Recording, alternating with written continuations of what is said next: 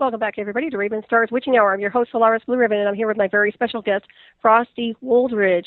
And we have some important information here, and I tell you, I'm really happy that Frosty's with us tonight. Take a good look at your culture as a real American, as a true American, and try to look back at yourself as you've been growing up in this country. And you show me how it's basically been flaking away, right down to not respecting our flag, our veterans, our vision and insight, the gifts we all have brought to this country, the dreams we all fulfilled, the writers. I mean, you can go down the list, a checklist of people who have contributed as Americans and have been phenomenal. And we should be very proud as Americans. We don't want to lose that culture. And Frosty, I'm really pleased that you're here tonight, and I appreciate every single thing you're doing. Well, thank you. And I would really direct every American who cares about the future and has children to really follow this thread. I also write for Bader, that's Breaking All the Rules. That's another site. I've written for libertarian sites, and I write for even Op-Ed News, which is a very liberal site. And I actually wrote an 8-part series recently that you can catch on Freedom's Phoenix, and also the 10-part series on newswithviews.com.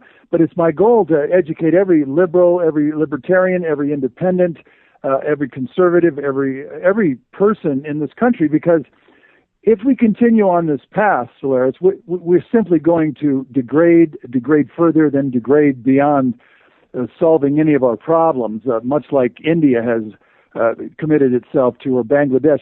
I don't know if anyone has ever been to Bangladesh from America, but that is listening. But I'll tell you this: Bangladesh has 157 million people in a landmass less than the size of Iowa. I want you to drink that in, take a deep breath, and understand that it's called the Human Misery Index. Why do you think Bangladeshi people do whatever they can to migrate to other countries and migrate to America? It's because they have been so irresponsible. They've been so prolific in their birth rates that they've created more than half of our population to live in an area less than the size of our state of Iowa. So think about that situation continuing to explode around the world. And so that everybody that's so irresponsible, they want to come to America for a better life. And of course, the more we let them in, the more they continue their irresponsibilities. And if I could go back to that thread that I was talking about before we left for the break, we're losing 400 million vertebrate creatures here in America to roadkill. Can you imagine what it's going to be like, the slaughter on our highways of our own creatures? When we add another 138 million, then we double to 625 million. You see, the quality of life for even the other creatures, like the elk and like the deer and like the birds and like the geese and like the hummingbirds. You see, the more the human race completely overwhelms the habitat, the food source, the water sources, and pollutes the water sources for all the other creatures that we share, we're now losing over 100 creatures every day worldwide because of human encroachment on habitat for animals. We're losing species in the oceans at an extraordinary amount of speed. And of course, we're losing about 250 species every year here in North America in the lower 48 states because we're simply crushing the habitat as America continues to grow. And the acreage is just astounding. When you take, I'll give you an example. It's called ecological footprint. Ecological footprint means the amount of land that it takes a person in a country to survive. So somebody from Ethiopia uses 0.4, 4/10. That's 0.4 acres of land, food, housing, water, toilet, outhouse, and hut. But when an Ethiopian migrates to America, his or her footprint jumps to 25.4 acres. And if you think I'm kidding on this, you can go to allspecies.org to figure out the North American footprint. So if you add 100 million immigrants, and each one of them uses 25.4 acres of land, that means he has to have a house, you've got roads, millions of miles of roads, you've got malls, you've got schools, you've got rec centers, you've got gymnasiums, you've got all the things that are used up. And then to feed that person, it takes 25.4 acres of land. Take 100 million new immigrants into this country, and you then multiply by 25.4 acres. That's 2.54 billion, billion acres of land. And what happens is that the animals have no more habitat to procreate. They have no more habitat to eat. They have no more habitat to live. And then they go extinct. And then we are diminished as a species ourselves. And as you all know, and I talk about it in the book, and I talk about it in my latest series on overpopulation series, we're killing off all the bees. In fact, Monsanto right now has killed off 90% because of the chemical Roundup. It's called nicotinamide. It's a chemical in Roundup that goes and kills the milkweed and the butterflies and the monarchs. 90% of the monarchs have been killed in California, but it's also killing the hummingbirds. And Monsanto won't quit, selling its Roundup or Weed Be Gone and all these other killers. And so the more our population grows, again, 138 million more people in 3 decades, then you're going to see more and more of our bees. And if we lose all of the pollinators, which I discuss in the book, we're going to lose the ability to feed ourselves because it takes the pollinators to pollinate all the crops. And of course, I would warn everyone about the GMOs. I've done a series, an 8-part series on GMOs, genetically modified organisms. The human race right now is screwing with nature, changing the DNA of corn and soybean and apples and strawberries and so forth. And I can tell you this, you can go on Facebook, and there's a very telling Facebook piece. It's got a GMO piece of corn, and it's got a regular piece of corn, and they're both stuck to each other, and within a day, there's only 2 or 3 pieces of GMO corn is eaten, and then all the birds and all the squirrels and everybody else came over and just skinned the other regular piece of corn. So if nature and all the animals understand that a GMO is really bad for you, maybe we should take a clue there. And of course, we have the GMOs into the fish stocks, into the salmon and the tuna. We can't keep doing this, and we need to stop. We need to label all these GMOs to stop Monsanto from poisoning and changing the very DNA and the structure of what Mother Nature created over the last couple 100 million years. And so, as I said, if you lose 2.54 billion acres of wilderness and arable land, at what point, what do you have left? And what you have left is a collapsing civilization.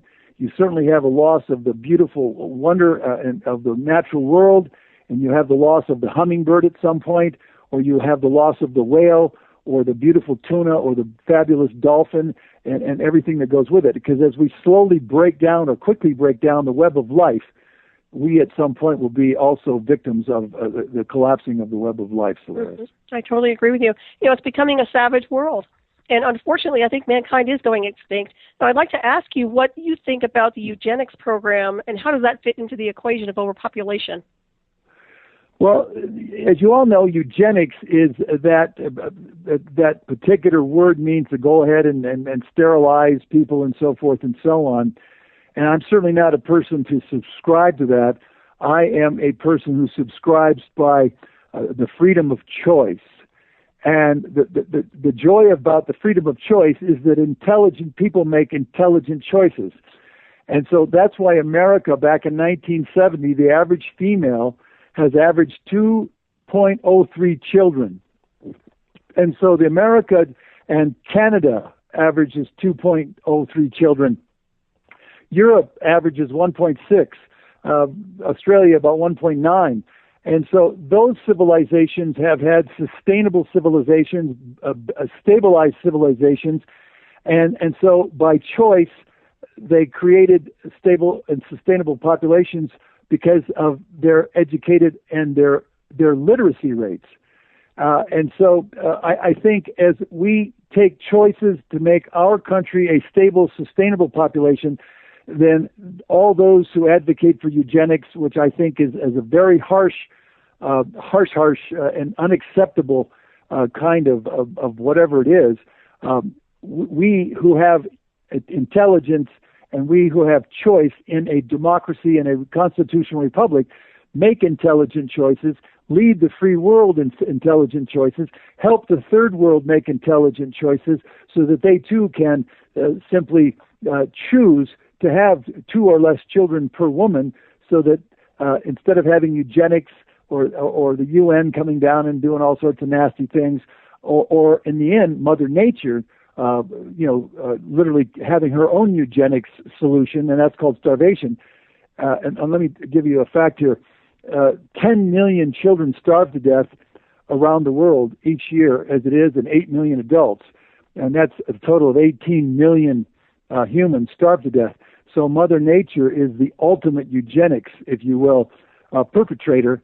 And in order to circumvent her, or the natural world and starvation, it's up to us to make intelligent choices. And so eugenics shouldn't be a part of that equation. No, it shouldn't. But it seems to me like there are a lot of strange, mad scientists running across the world here with their own personal agendas, from the transhumanism to everything else. And it all kind of ties into one thing. It's like global sabotage once again, and all our natural resources are getting taken away. America, everything is outsourced in America now. It's just disgusting to see this happen when we had everything we needed here in this country for the American people. We didn't need to do what we've done, and now it's just going into this implosion and I'm still asking myself, to what extent does it take people to wake up, and the American people in general, because they're just living in la-la land? I mean, the majority of people that I have encountered from day to day have no idea what's happening. They're sitting there with, everybody's just going to coexist. No, they're not coexisting, and that's quite obvious. Well, that's correct, and there's no question the American people are totally unaware of what they're facing, and I would bet that everyone who listened to Mark Snyder tonight, and I was on his show for 1 hour, and I was on his show for a month. I've been on Chuck Wilder's show out of California for 5 years or so. I was on George Norrie last spring. Most Americans absolutely have no clue as to what is coming.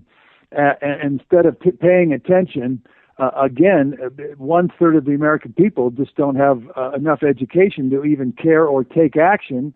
And then you have another third of Americans that simply are as long as they've got the TV, and the average American male watches 29 hours a week. That's 4.5 hours of TV, 7 days a week. That's the average for Americans. For women, it's 24 hours per week. So you can imagine there's a lot of folks that are not involved in and do not participate in the process of this country or what's going on.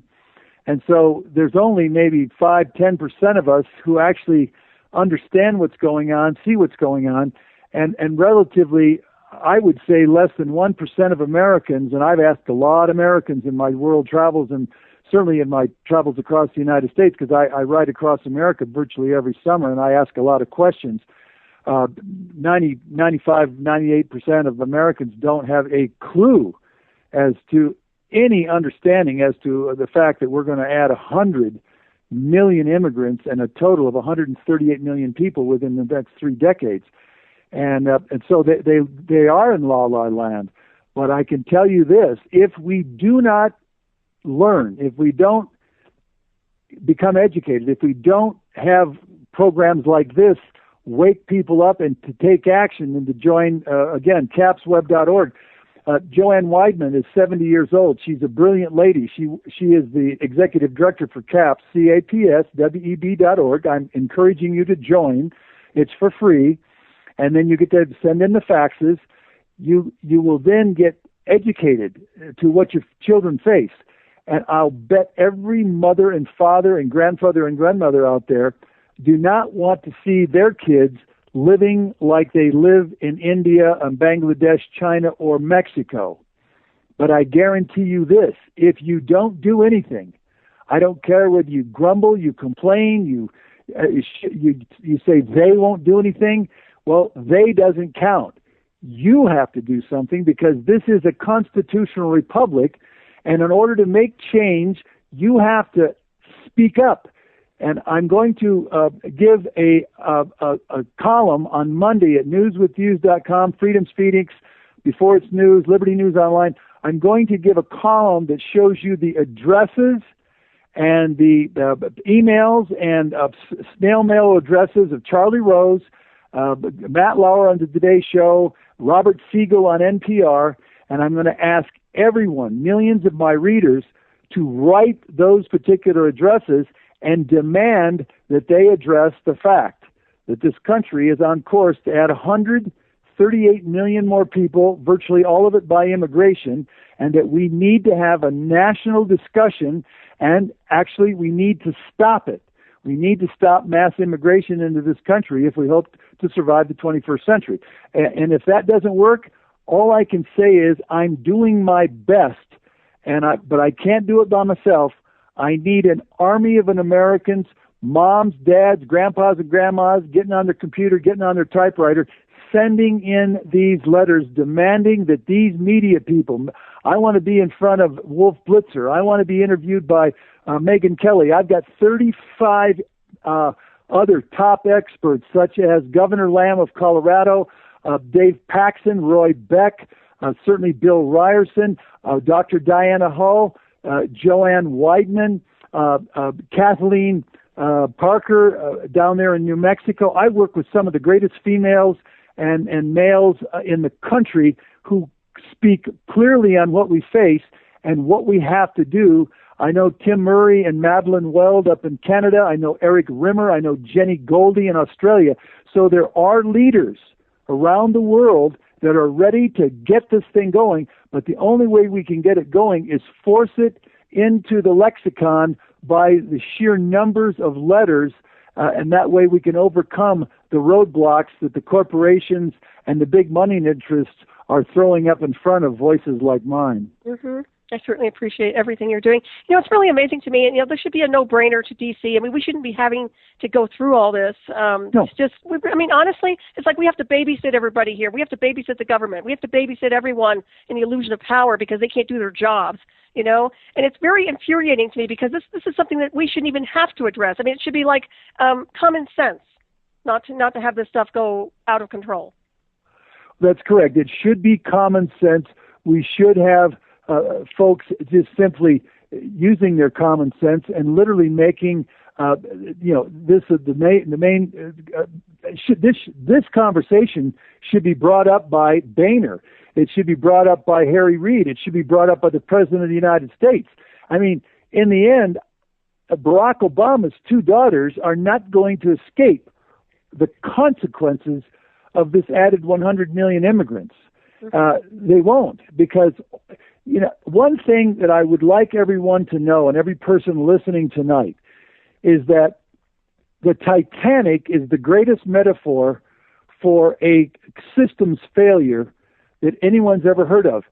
Back there in 1912, April, whatever it was, 13, whatever that day, 14, the Titanic was going too fast. It was speeding through the North Atlantic on its maiden run. It was unsinkable. People were dancing and partying, and then the lookouts couldn't see the iceberg through the mist, and so the Titanic crashed on the rocks, on the iceberg, and everybody was dancing in the ballroom for another 2 hours, and that's what we're doing right now. And I'm here to tell you, I'm one of the lookouts, and I'm telling you, I've already seen what's coming. I've seen the population iceberg. I've seen the demographic failure. I've traveled through the third world. And once you have 100 million immigrants land in America, there's no way to solve the problems. There's no way to make it better.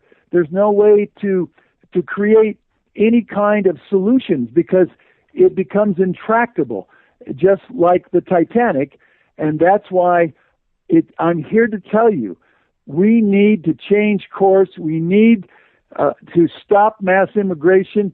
We need to lead the world in a new understanding if the human race and America are to survive in the 21st century. I agree with you on that. The interesting part of it is I'm wondering if we had removed Obama from office, if he had been impeached or whatever, and just kind of dismissed him from his position of power and the illusion of if this all would be able to be turned around. Because I think he's been a real contributor to the destruction of this country since he's been in office.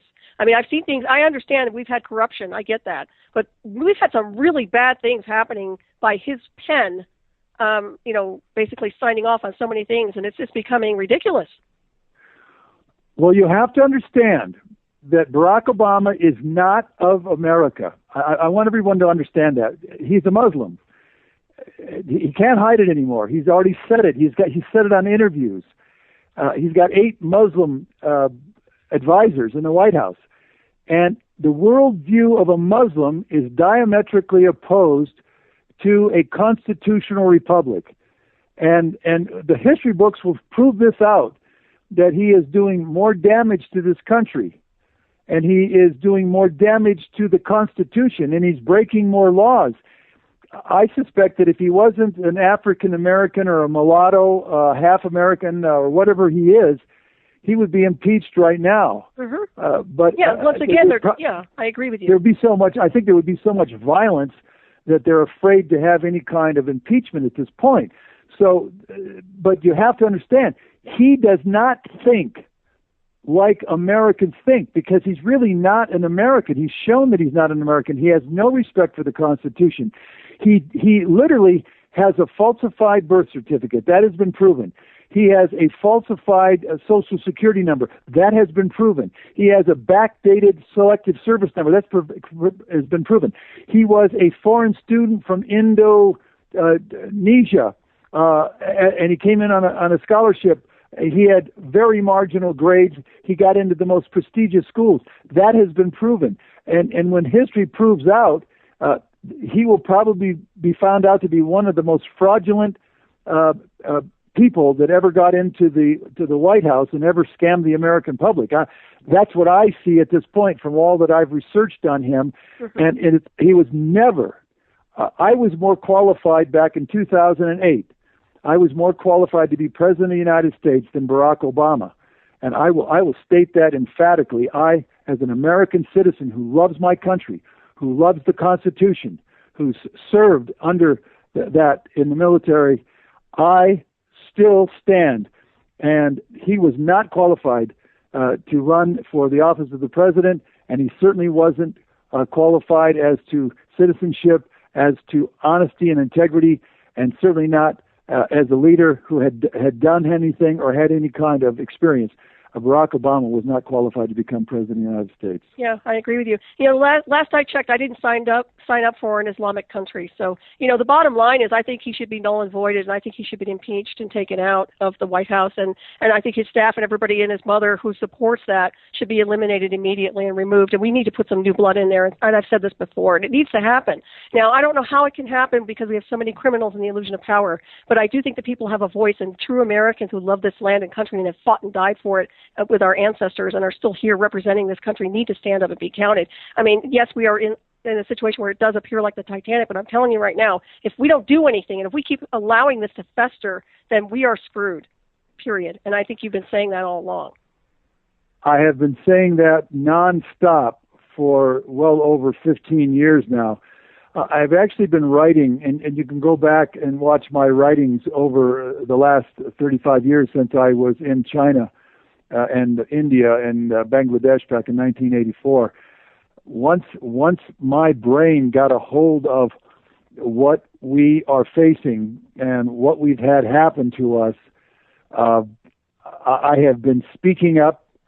I hope to go to more colleges next year and speak and educate. I'm going to speak up at the Colorado State University here at the first of the year.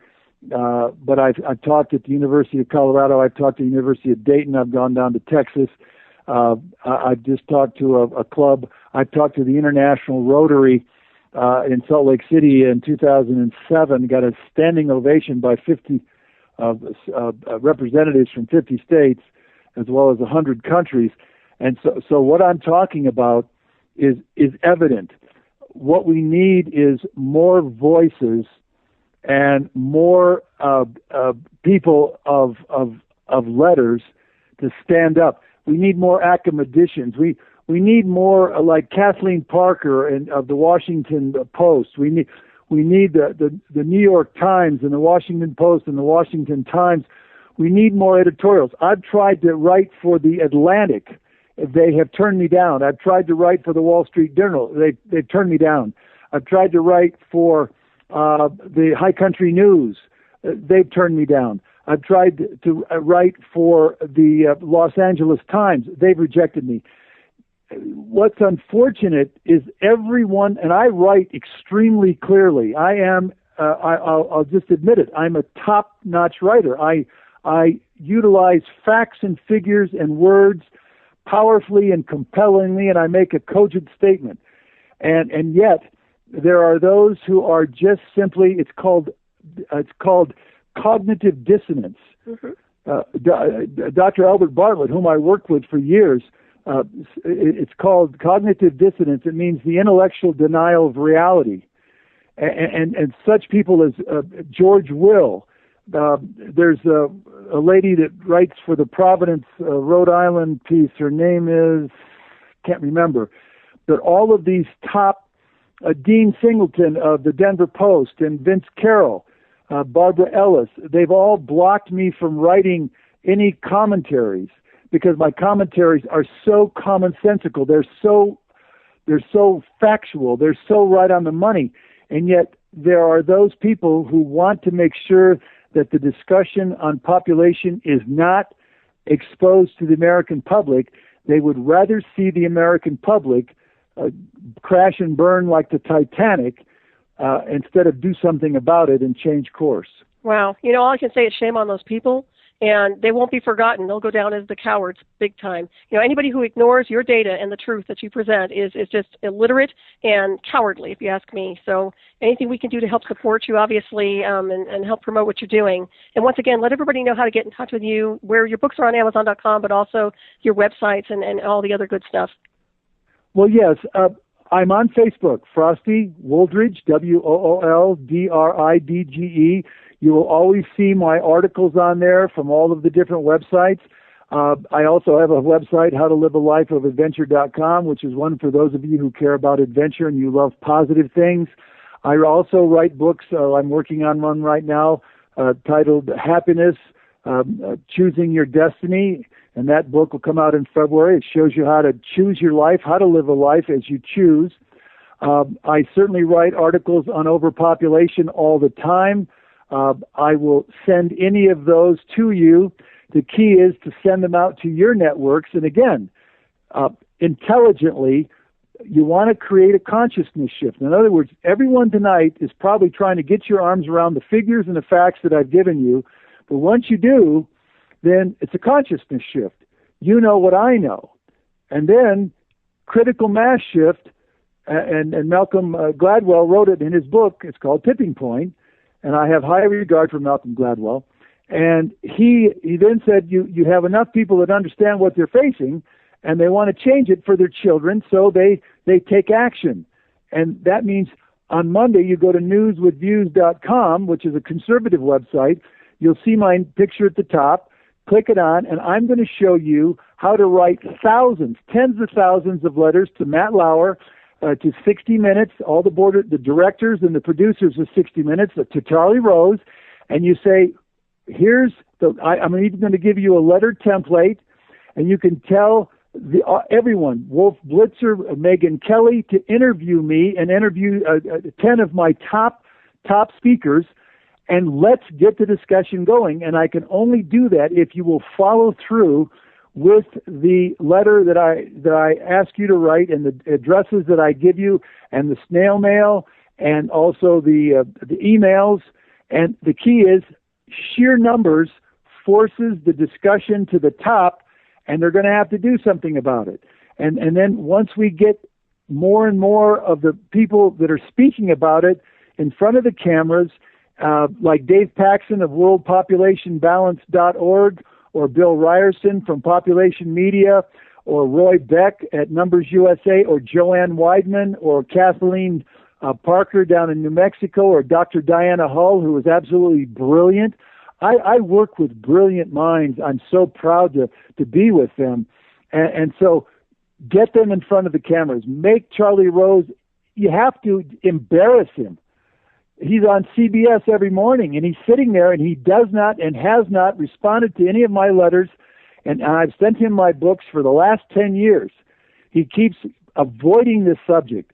I'm challenging Charlie Rose as a media consultant. I'm challenging Matt Lauer because they have kids or grandkids too, and so we have to push them, we have to encourage them, we have to force them to deal with the fact that the United States is on a Titanic-like course by adding 100 million immigrants within the next 30 years. We simply must stop, and we must change course. And those are the people we have to get to. I totally agree with you on that one. Yeah, we want our country back. That's the bottom line. And we're going to have to do something to activate that, I suppose. Now, I will take calls, you guys. I don't know if my phone system is going to work or not. It might not. But the number is 347-688-2902. And if you want to call in and ask a quick question or comment, that's great. And hopefully my phone lines will work because sometimes Skype doesn't let me do that and the station goes on hold, and I don't know if that's ever been repaired. So I usually don't take calls, but I'll do that this time around if anybody has a question.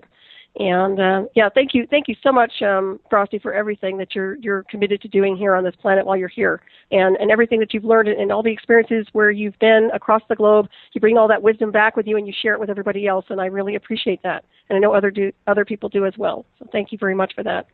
You're most welcome. Yeah, it means a lot to us here. And there are people listening who do get it. And, it really reminds me of, I guess, was when Obama first entered office. He gave trillions and trillions of dollars to India. I'd like to know where that money went since they're all in poverty over there. What happened to that money? Well, again, foreign aid is taking money from the poor people of a rich nation and giving it to the rich people of a poor nation. All foreign aid never reaches the people. It never goes anywhere. It's a waste of time. And it's simply a farce. And so that's the great tragedy for not only our country, but even those countries that get the money, because it always goes into the hands of the rich and the elite and never goes into those who need it. Right. It seems like it's going into black projects, if you ask me. That's where all the money's been going, big time. Yeah, and also we can't forget all the diseases that are connected in with a lot of this, the illegal immigration that's coming over, and the potential terrorists, which I think is huge. And of course, I think that's something that people need to pay attention to. I did want to ask you real quick, what's your impression of the Ebola? Do you think that's just another false flag and a test run? Well, I actually wrote about diseases coming into America on several occasions in the last 10 years. To give you an example, in the last 50 years, America had a total of 900 cases of Hansen's disease, which is the correct word for leprosy, just 900 cases throughout America, because we have a high hygiene state here. We have high sanitation levels. We have toilets. We have lavatories. We wash our hands. Unfortunately, because of immigration from Mexico and from India, where there's these leprosy hotspots, we now have over 7,000 cases of leprosy in America. It's endemic to the East Coast, and there are 11 new clinics dealing with leprosy alone. That's one of the articles I wrote. We now have Chagas coming into the country. I've been in South America for a year on my bicycle. I'm glad I didn't catch Chagas, but it's a parasite. It infects between 14 and 16 million people in South America. It's called the kissing bug disease. And when you get it, it simply goes in and starts destroying your liver or your heart or other organs, but usually it attacks the heart, and it's uncurable. And it now has entered the United States, but it kills 50,000 a year down in South America, because all of these people are coming across the borders, 500 to 700,000 illegally every year without being checked, without being medically tested and passed.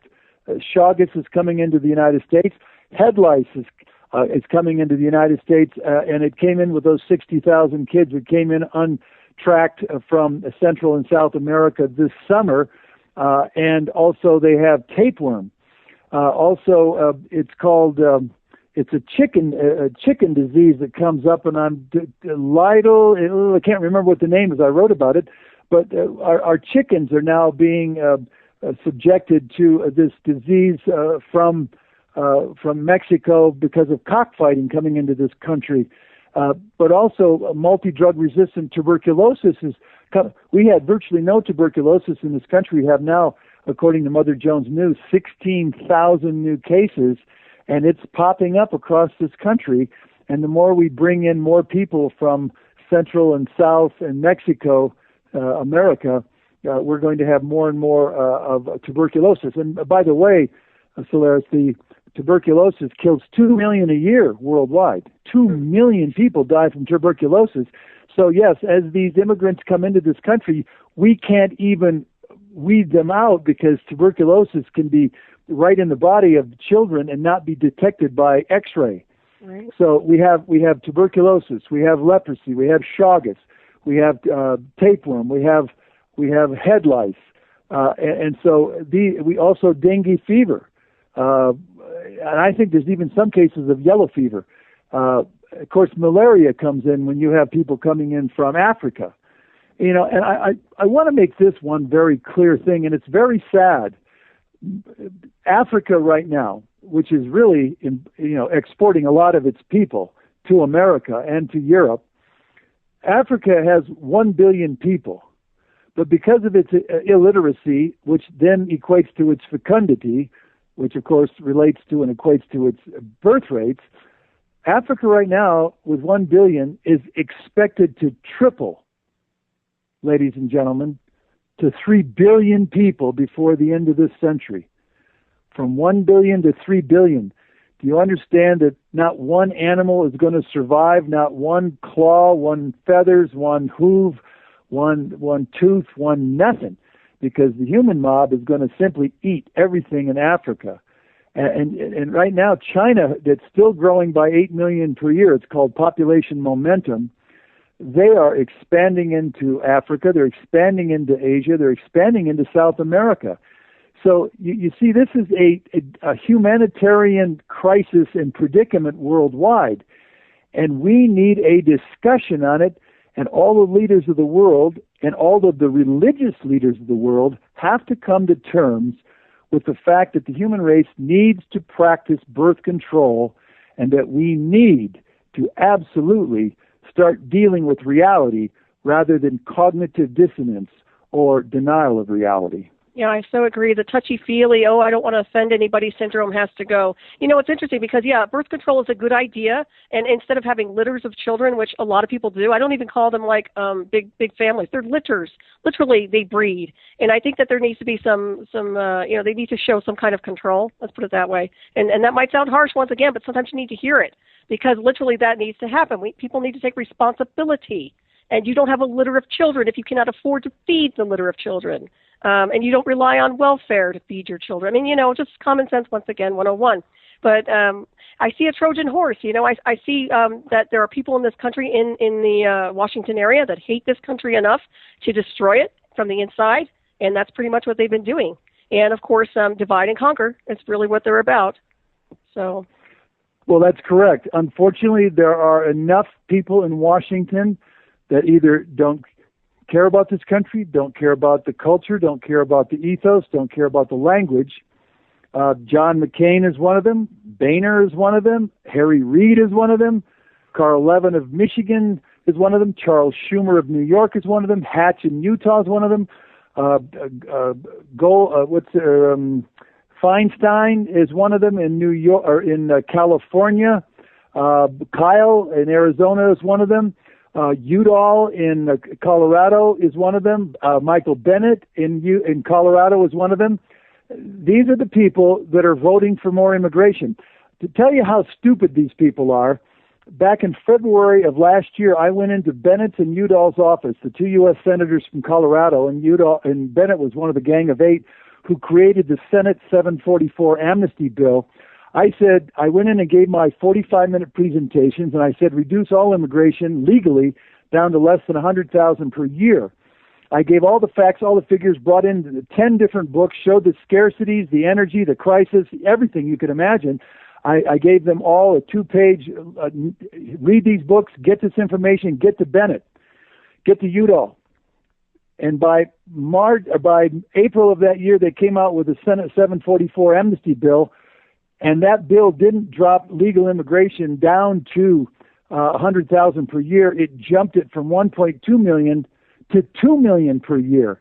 And when I called up Alexis Harrigan, the lady who runs the Bennett office there in Denver, I said, didn't you understand? She says, well, yours wasn't the only opinion. And I said, Miss Harrington, mine was not opinion. It was scientific fact. You have just condemned your children to an overpopulated, unsustainable future. And she says, well, the senator's going to keep with those numbers and support the bill. And that's what kind of people are leading this country. They're out to destroy any chance for this country, the United States of America, of surviving the 21st century. It's terrible. It's really, it's just illiteracy all around. I mean, from them to anyone else. I mean, it's just insanity. It really is. It's very disturbing on so many different levels. With that kind of position in the illusion of power, there comes responsibility. They show no responsibility or integrity whatsoever. And of course, that's like a virus and an infection once again. But it's really sad to see this, Frosty. I look in America right now. So what do you see? Do you see that maybe we can turn this around over the next few years, or what? Well, that's going to be the great question. I've committed my life to saving my country, speaking up for my country, speaking up for my two boys and their kids. I'm speaking up for every mother and grandmother who cares about the future. And I can't do it myself. And so if you will follow me on Facebook, if you'll follow me on LinkedIn, if you'll follow me on Twitter, we can create such a population of Americans and the three organizations, capsweb.org, capsweb.org, and numbersusa.org, and FAIR, FAIRUS.org. We can create such 10 million, 20 million, 30 million. That's all it's going to take. So much power in those three organizations that there's no way that Barack Obama or the Congress can pass an amnesty. There's no way that they can double legal immigration to 2 million per year. But in fact, because of the faxes and the phone calls of the cadres of the millions of Americans who care about the future, we can stop them. And that's what is called critical consciousness shift, which leads to the tipping point. And that's what I'm working for. I want you to know I've climbed 14,000-foot mountains. I've climbed as high as 20,000 feet. I've bicycled over 16,000-foot passes. And I have never given up until I've gotten to the top. I never gave up until I walked on the wall of China. I haven't given up till I got to the South Pole. So if a little Michigan farm boy who worked his way through Michigan State University and who became a teacher and who decided to travel the world, if I can do it as just a Michigan farm boy, honest to God, I'm from Leroy, Michigan. Nobody knows where that is. It's north of Grand Rapids, south of Cadillac, near Reed City on old 131. If I can do what I have done, then we as a people, we as a country, all of us moms and dads, all of us grandparents, we can save what's left of America by stopping what's happening to America. And I've just given you the tools to do it. I've given you the knowledge that what we face and that we have to take that power of collective groups, and I've just given them to you, and that the huge letter I'm going to put in News with Views, that's News with Views. I write for them every Monday and Thursday, and of course all the other websites. Then we can change the course of history, but it's going to take all of us. And so I'm going to say that we can do this. And it's going to take tremendous guts, true grit, intellectual power, and tenacity of the American spirit. And let me say this, Thomas Jefferson did it, and Martha Jefferson did it, and Abigail Adams did it, and Susan B. Anthony did it, and Martin Luther King did it, and George Washington did it, and all of your heroes, Teddy Roosevelt did it. So whomever you consider your hero, then you simply take the bull by the horns, the horses by the reins, and you become the new Ben Franklin or John Adams or Abigail Adams or Susan B. Anthony or Eleanor Roosevelt or John Muir, whomever your hero is. You can become the same hero here in the 21st century by your actions, Not your grumbling, not your complaints, not sitting there saying they. It's you. It's you and what you do. And together, each of us as Americans, not hyphenated Americans, but as Americans, we can save our country, we can save our ethos, we can save our culture, we can save our language, and we can save our environment, and we can save our quality of life and standard of living by simply banding together. And again, those three websites are the most powerful at this point in time. There's also AliPac with Milliam Green, ALIPAC.us, and there's also Carrying Capacity with David Durham, carryingcapacity.org. Join for free and give those websites your utmost attention. Send in the little faxes, which are pre-written faxes, and you can even do a little PS on there, and we can beat and defeat any kind of amnesty. We can absolutely force the leaders to get a discussion going. Charlie Rose, if he gets 100,000 letters next week, he's going to have to say, my gosh, I better listen to this Frosty Wooldridge and these 35 top experts and Matt Lauer and certainly Katie Couric and Wolf Blitzer and right on down the line, Britt Hume, Megyn Kelly. You're going to force them to address this, and that's how we're going to do this thing, Solaris. Mm-hmm. Well, the only sad part of them is I'm wondering if they love their paychecks too much and are afraid that, they always have their handlers and their bosses that scrutinize every person that gets interviewed, as you know. And, of course, but I agree with you. I think that needs to be out there and addressed to the mainstream. They need to understand, once again, the illiteracy needs to fade away, and they need to be educated insofar as what's happening here. And we are getting ready to wrap this up pretty soon. I do want to say it's been such an honor to have you on, Frosty, and you must come back because we have so much more to discuss, and we still have a little bit of time here. But I also wanted to say stay tuned for Shiny Side Out with David Dungeon-Mecki coming up next to sail you on to the night from down under, because I forgot to mention that last week, and I felt bad about that. And I normally don't, but we ran out of time, so I'll make sure I made point to say it here. So I also want to applaud you for your cycling, Frosty. I think that's fabulous, and your journeying. I mean, I give you so much credit for doing that. That's intense to trek around like that, but I bet you've seen so many wonderful things. Well, indeed. This summer, my wife and I cycled from Vancouver, Canada, all the way down to Tijuana, Mexico, along the West Coast on Route 1 and 101. We met people from all over the world, and I love to pedal my bicycle. It's a passion of mine. I've written 4 bicycle books. You can see them on my website, howtolivealifeofadventure.com. You can go to my Facebook, howtolivealifeofadventure.com, or Facebook, that's just How to Live a Life of Adventure. That's the title of my latest book, How to Live a Life of Adventure, The Art of Exploring the World. It has 5 concepts and 6 practices on how to design your life. And your adventure may be painting, it may be parenting, it may be sculpting, it may be being a teacher, it may be being a volunteer. I honor all paths of adventure because each one of us has our own passions, and my book shows you how to get to your passions, how to fulfill yourself, and it actually gives all my secrets up. And as far as bicycling, that was my 10th trip across America. I've done 4 coast to coasts. I've done 6 border to border, Canada to Mexico, Mexico to Canada. I've written about 6 ebooks on bicycle adventure up the Continental Divide, on the West Coast to coast, you name it. And it's always a joy for me. I feel so blessed. I'm so grateful. I'm so appreciative. I've had beautiful friends in my life. I've had beautiful support. I've worked my butt off for everything. I have not been given a dime. I've worked very hard. I have been a dance teacher.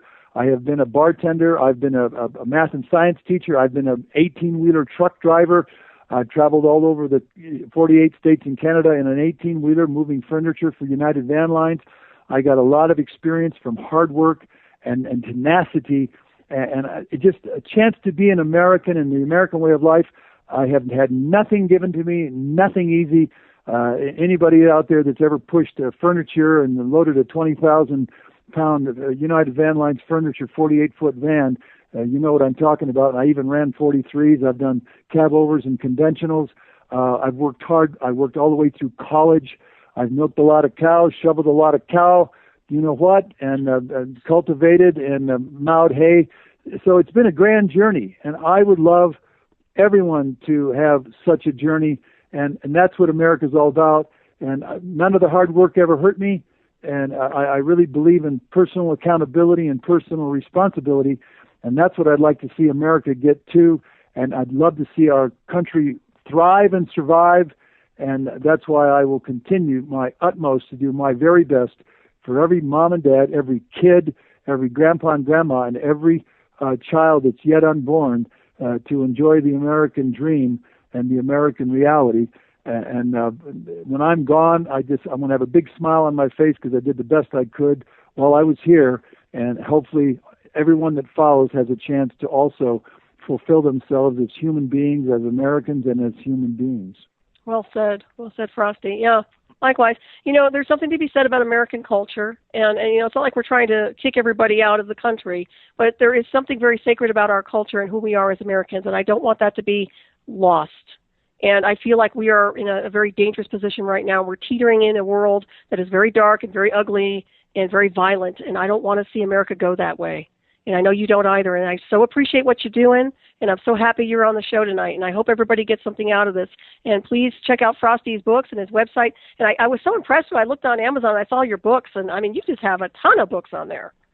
Yeah, I have a dozen books. Losing Your Best Friend, Vacancy of the Heart, that helps people that have lost a best friend, and ways to not lose a best friend, how to repair friendships. Bicycling the Continental Divide, Slice of Heaven, Taste of Hell is a journey about losing a friend to cancer, and his battles and my battles going up 12,000-foot peaks and surviving cancer. My other books like Adventures in Antarctica, just a sheer pure adventure. My book on America on the Brink is about saving our country and our civilization. Strike Three, Take Your Base is a children's novel about losing a father at the age of 17 and how to cope with that. And so that's a novel for kids who lose a parent through death or divorce. Motorcycle Adventure to Alaska is just a wild ride by a couple of 16 and a 17-year-old all the way to Alaska on motorcycles. They earned the bikes. They painted the fences and mowed the lawns and did the odd jobs, and they got to go to Alaska and touch the Arctic Ocean. So yeah, my books are about adventure, and you'll see a lot of my vignettes on my How to Live a Life of Adventure website. I try to really inspire people, and I show them how I did it. And if a kid off the farm milking cows at 15 can go out there and do it, then anybody can do it. And I think if you can, my heroes are Emerson, John Muir, Henry David Thoreau, Edward Abbey, Wallace Stegner. Of course, these are all nature writers, and they're all connected to nature. And I think in the end, if you take care of your body, mind, and spirit, you get to be a fulfilling and fulfilled human being. You get to give good energy and good high vibrational frequencies to the universe. And when you do that, then those same high vibrational frequencies and that energy comes back to you. It's called the law of attraction, and I really try to employ that at all times.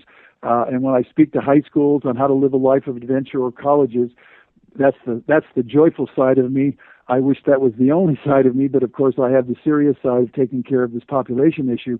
But again, I work out 6 days a week. I swim half mile, I bike, I swim, and I lift weights, and I run to keep my body, mind, and spirit all balanced, so that I can face each day with a happy heart and a happy mind, and sleep like a rock, and get ready for the next adventure, whatever it may be. That's what life is about, Frosty, and you do it right. You do it right. Yeah. I love it. And next time you're on the show, which I know you're going to have to come back, we'll have to talk about the Crystal Desert continent. I did want to talk to you about that and some of the information. I know you said you were in Antarctica? Yep. 6 months in Antarctica. I've got some stories to tell you about Antarctica that'll just knock your socks off. Oh, wow. I don't suppose you can give us a teaser. We have maybe 2 minutes, plus or minus. Yeah, I got a little teaser. At one point, after a Condition 1 storm, 150-mile-an-hour katabatic winds came in, it calmed down to about 30 below zero, and I jumped on my bicycle, and there was a report by the ops, the center, there were some penguins, some emperor penguins out on the ice. So I got out, and I got on the ice, and I went out about 5 miles on the ice, and I'm all dressed up, and I got 3 pairs of gloves on. I got all my 50 below zero white boots on, and my bunny boots, and all my gear, and oh my gosh, I see a family of penguins, and I get off the bike, and I wade into the snow there, and there's all this. It's called the pack ice, it's broken tubulars and triangles, and it's called so. It's all this. It's all this funny ice. It's all broken up and windblown, and so here come these penguins, and I just was so excited to see them, and I kneeled down like an Indian chief, and oh my gosh, these penguins walked right up to me, and the lead penguin came up to me, and he looked me right in the face, and he's like 40 inches tall, weighs about 60, 70 pounds, black silky feathers, white front, and pink beak. And I, for some reason, I just pulled off my glove and then my other glove, and I had a bare hand out, and I stuck my hand out in front of this penguin, and he took his beak and he scratched his beak in my hand. Oh, it was so exciting. It was so dear. It was so touching. And just for about 15 seconds, I got to commune with this wonderful creature down in Antarctica, and I was a sentient being, and this was another being, and we connected, and he cooed, and the other ones cooed, the mommy and the other baby penguins. Oh my gosh, it was one of those rare moments in life, and I had quite a few of those in my Antarctic experiences, and I've had many more like that in my life. So anyway, that's just a taste of what it is to be in Antarctica and touch another vibrant soul of the universe in a penguin. Oh, wow. What a beautiful story to end. And thank you, everybody, for tuning in. Thank you so much, Frosty. What a pleasure it's been to have you on tonight. And everybody have a great week, and I'll see you next week. Thank you again. Thanks for tuning in.